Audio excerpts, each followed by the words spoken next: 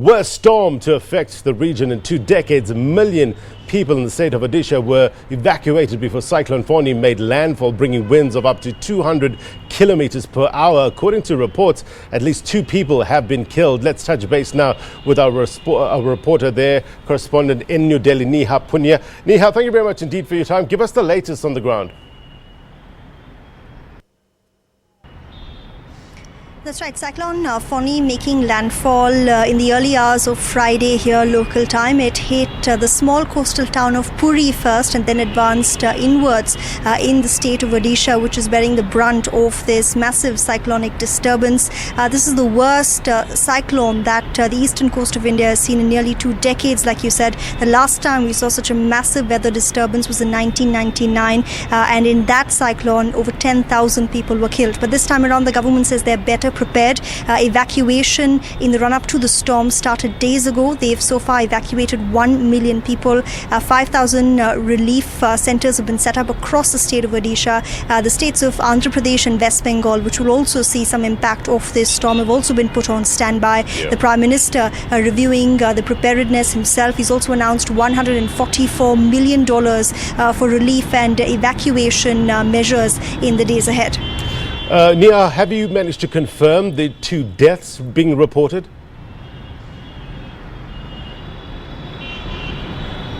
That's right. Officials on the ground now confirming that there have been 2 casualties that have been confirmed in the state of Odisha.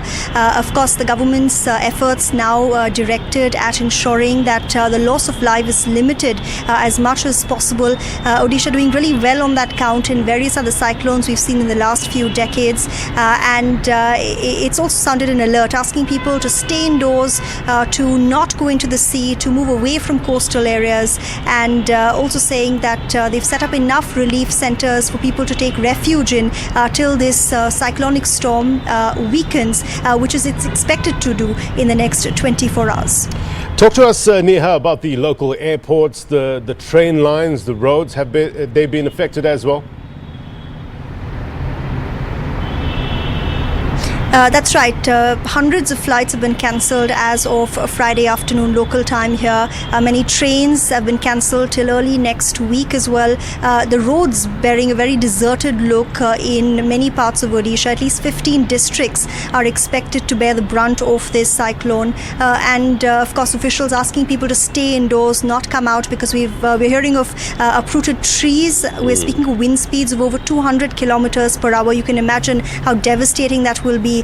Some pictures and images also coming in of rooftops getting blown off completely. That's the kind of scale and the intensity of the storm that we're speaking of in this instance. No doubt, Neha, you are tracking the path of Cyclone Foni.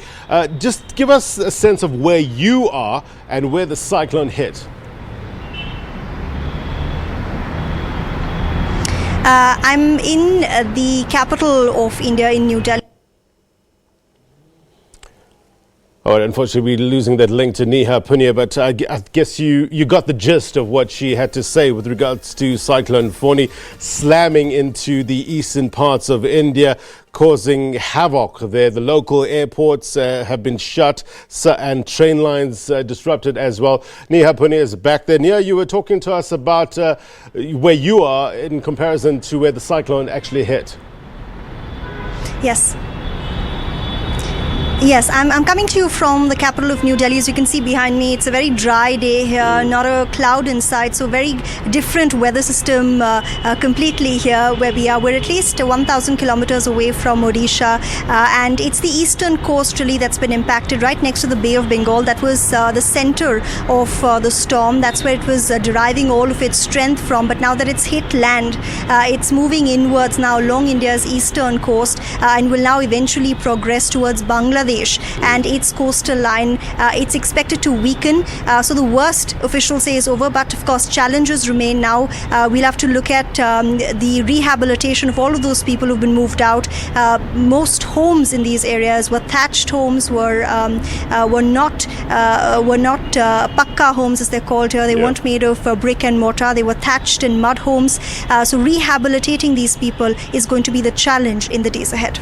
Do we know how Bangladesh is preparing for this cyclone?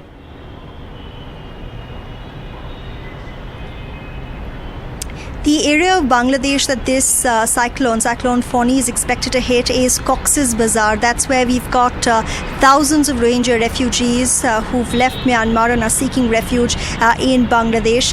The concern is, of course, to ensure that these people who are living in temporary shelters, they're sheltered to whatever extent is possible. The government says it's taking full measures to ensure that the impact on the lives of the refugees and also those living along those areas is as limited as possible. Evacuation there taking place as well. But of course, like I said, by the time this cyclone reaches Bangladesh, it's going to have weakened quite considerably. There will still be heavy rainfall and high wind speeds, but not to the extent that we're seeing here in India on Friday.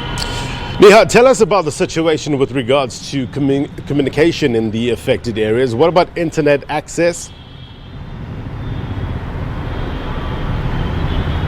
So far, it seems to be working. Internet services haven't stopped entirely in the states of Odisha, West Bengal and Andhra Pradesh. And I can say this primarily because people are still tweeting out pictures, videos, images, giving a sort of running commentary on Twitter of how bad the situation on the ground is. That's why we have a sense of how devastating the wind speeds are.